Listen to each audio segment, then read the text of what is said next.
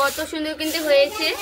আর দেখুন সবগুলো আমি এক সাইজ করে বানিয়েছি। দেখুন কত সুন্দর কিন্তু নরম হয়েছে, নরমে ভেঙে যাচ্ছে, তুলতুলে হয় এভাবে সুজি দিয়ে পিঠে বানালে। নমস্কার বন্ধুরা, অমৃতা কুকিং চ্যানেলে সবাইকে স্বাগত জানিয়ে আবার একটা নতুন রেসিপি নিয়ে চলে এসেছি। আজকে করব গোবিন্দভোগ চাল আর খেজুরা গুড় দিয়ে পুলি পিঠে, দারুণ স্বাদের।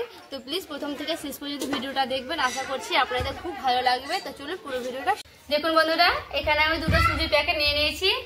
সুজির প্যাকেটটা কেটে নিয়েছি, এখানে আমি দিয়ে দিচ্ছি এক বাটি।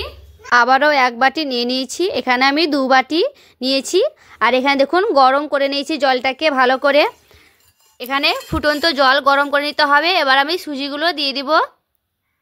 সুজিগুলো সবগুলো কিন্তু আমি একসঙ্গে ঢেলে নিয়েছি। আর এখানে গরম অবস্থায় কিন্তু নাড়তে হবে, এখানে নাড়া বন্ধ করলে চলবে না। এখানে আমি আটার মতো একটা ড্রো করে নেব সুজিগুলোকে।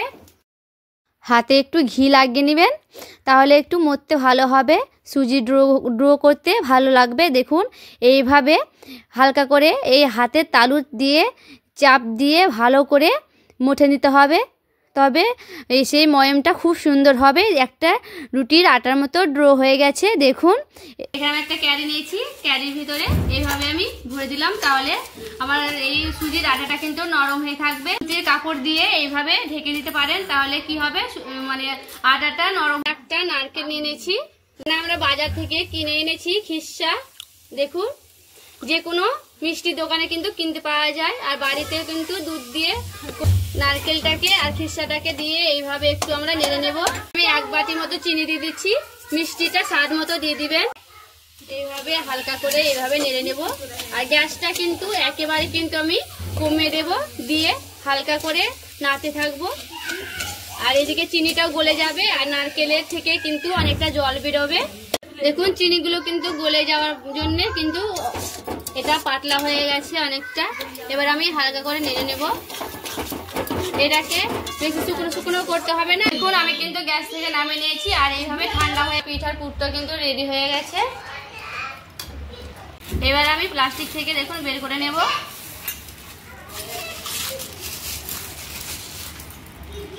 আর দেখুন কত সুন্দর কিন্তু নরম হয়ে আছে, শুকিয়ে যায়নি, আর খুব সুন্দর কিন্তু নরম হয়ে আছে। এখান থেকে আমি এইভাবে নিয়ে এইরকম করে গোল করে দেব। এই যে দেখুন এই সাইজে করবেন, আপনাদের যেমন মন পছন্দ সাইজ করে নিতে পারেন।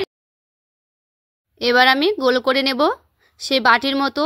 দেখুন খুব সুন্দর করে গোল করে নেব, দেখে বুঝতে পারছেন কত সুন্দর কিন্তু গোল করে নিয়েছি।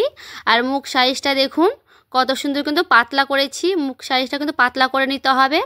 এবার সেই পুরগুলো ভরে দিতে হবে। পুরগুলো ভরে হালকাভাবে এইভাবে মুড়ে নেব। দেখতে হবে যেন এই পুরগুলো বেরিয়ে না আসে, সেইভাবে কিন্তু ভালো করে মুড়িয়ে নিতে হবে।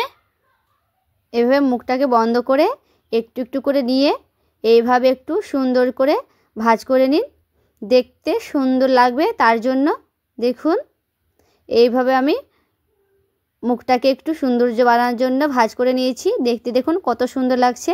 এইভাবে আমি রেখে দিলাম, আবারও পুর দিয়ে দিলাম, এইভাবে মুখটাকে বন্ধ করে দিলাম। যে দেখুন এবার ডিজাইন করার জন্য এইভাবে একটু ডিজাইন করে নিলাম। কত সুন্দর কিন্তু হয়েছে। আর দেখুন সবগুলো আমি এক সাইজ করে বানিয়েছি বন্ধুরা, সবগুলো কিন্তু আমি করে নিয়েছি। দেখুন বন্ধুরা, আমি 2 বাটি সুজি নিয়েছি বলে এখানে আমি 2 কেজি দুধ নিয়েছি। আপনারা কিন্তু যেমন পরিমাণে দুধ নেবেন সেই পরিমাণে কিন্তু সুজির মুখটা দেখুন আমি কিন্তু আগে থেকে জাল দিয়ে দিয়েছি। দুধটা কিন্তু গরম আছে। এবার আমি আবার গ্যাসে চাপিয়ে দিয়েছি। এবার আমি দুধটাকে ভালো করে ফুটাতে দিব। আমি এখানে পায়েস পিঠে তৈরি করব, তার জন্য গোবিন্দভোগ চাল আগে থেকে আমি দুধে সেদ্ধ করে রেখেছি। আর এইদিকে দেখুন দুধটা কিন্তু ভালো করে ফুটে গেছে। দুধ কিন্তু ফুটা অবস্থায় সব পিঠেগুলো কিন্তু একে একে দিয়ে দিই। এখানে গ্যাসটা একটু বন্ধ করে কমিয়ে দিতে হবে, দিয়ে সব পিঠেগুলো দিয়ে দিতে হবে। গোবিন্দভোগ চাল সেদ্ধ করাগুলো দিয়ে দিচ্ছি, দিয়ে হালকা করে এইভাবে নেড়ে নেব।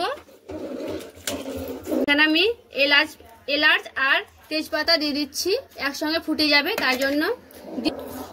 এলাচটা দিলে সেন্ট হয়, তার জন্য এলাচ গুঁড়োটা দিয়ে দিচ্ছি। এবার আমি এইভাবে রেখে দেব। এবার আঁচটা কিন্তু জোরে দিয়ে দিব, দিয়ে আমি রেখে দেব।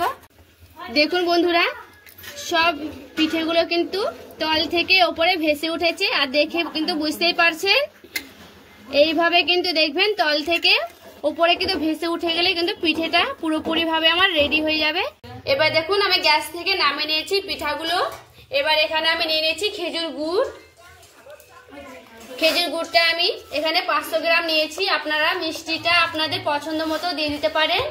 এবার আমি সবগুলো খেজুর গুড় দিয়ে দিচ্ছি। এটা কিন্তু মাথায় রাখবেন, গ্যাস থেকে নামিয়ে কিছুক্ষণ পর কিন্তু গুড় দিতে হবে না। দেখুন বন্ধুরা, গুড়গুলো কিন্তু আমি ভেঙে ভেঙে দিয়েছি বলে গুড়টা গলে গেছে, আর কিন্তু গুড় দিয়ে কোনো জাল দেওয়ার প্রয়োজন নাই। দেখুন আমি আপনাদের উঠিয়ে দেখাচ্ছি। দেখুন বন্ধুরা, একটাও কিন্তু পিঠে ভাঙেনি। এইভাবে কিন্তু সুজি দিয়ে পিঠে করলে একটাও পিঠে ভাঙবে না, পিঠেগুলো কিন্তু খুব সুন্দর নরম হবে। একটা আপনাদের দেখুন কত সুন্দর কিন্তু নরম হয়েছে, তুলতুলে হয় এভাবে সুজি দিয়ে পিঠে বানালে। তো পায়েস পিঠাটা কেমন লেগেছে অবশ্যই কিন্তু কমেন্ট করে বলবেন, আর ভালো লাগলে লাইক করবেন, চ্যানেলটাকে সাবস্ক্রাইব করে আমার পাশে থাকবেন।